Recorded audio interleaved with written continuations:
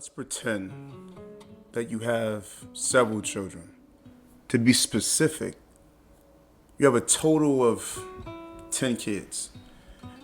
And your first three children happen to be close in age, only a few years apart, while the other children are various ages. And the youngest is 10 years younger than the oldest child. You love your children equally, but differently. Based on their age and maturity level, you communicate with them differently. However, just like any sibling relationship, there will be arguments, and dare I say it, rivalries. We are all well aware that siblings tend to get envious of each other.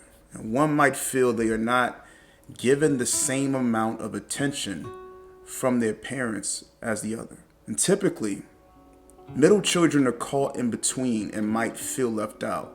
So from their perspective, the parents have a stronger bond with the eldest and an even stronger bond with the youngest.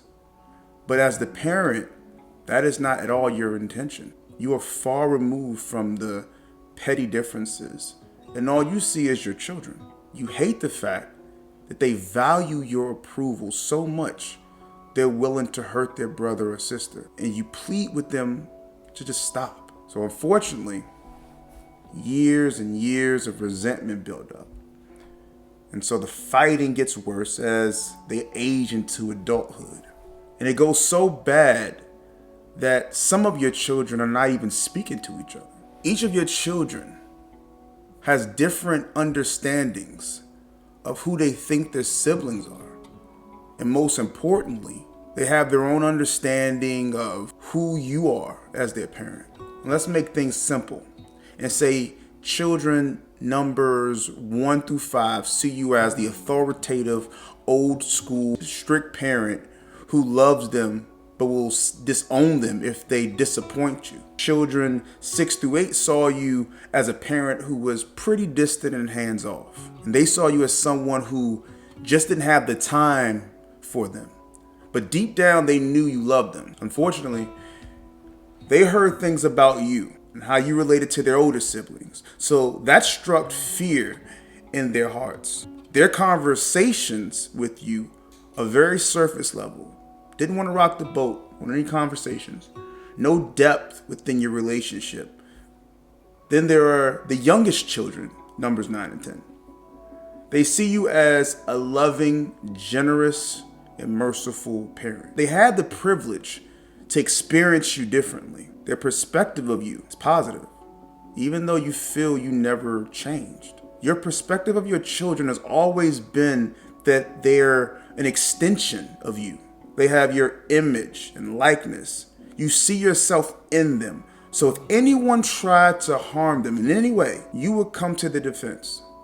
Even if they themselves were in the wrong, you would love them unconditionally. There's nothing they can do that would make you want to murder or torture your children because of an action they made in their adolescent years. And in fact, any parent that would torture their child, even once, even one day, we would call them a monster.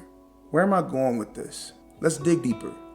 Let's say your middle child told you that he wants to move away and not speak to the family. They left and did not come back until 12 years later. They have not called or texted you. And they show up to your door homeless and depressed. And they drop to their knees and ask you for forgiveness. Would you turn them away and say, "You are not my child"? Would you bring them in and then torture and punish them for rejecting you? Or would you see yourself in them and nurture them back to health? If your answer is the last option, we can agree that you yourself are not God, and you are not all-knowing, and you are not all-powerful. You yourself are not the very essence of love. Yet, you still have the compassion to forgive your child after they rejected you.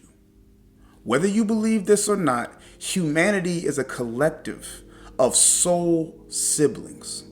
Whether you like it or not, we are all one. Some of us see God differently. Some of us don't see God at all. But no matter how you see God, God still sees humanity as his children.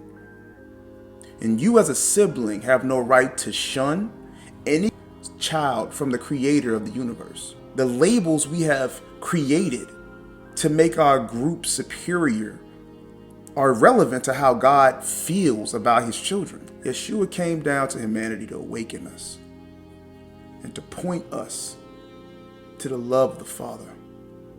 He didn't come to break down our religious cultures. He was coming to break down the walls of hatred. And the religious label you claim is not important. What's important is that within your culture, you follow the teachings of Yeshua. And your religious affiliations has nothing to do with the genuine relationship with God. And your relationship with humanity shows the type of relationship with the God you cannot see. Your belief in eternal torture shows your perspective on the Father.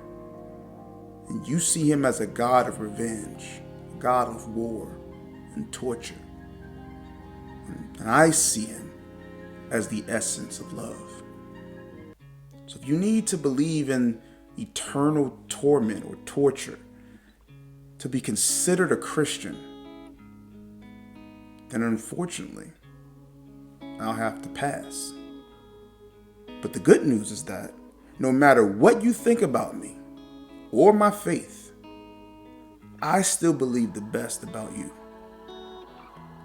I know that one day all will be reconciled and evil won't exist because love conquers fear. Love never fails. Love endures all, which is why God is love.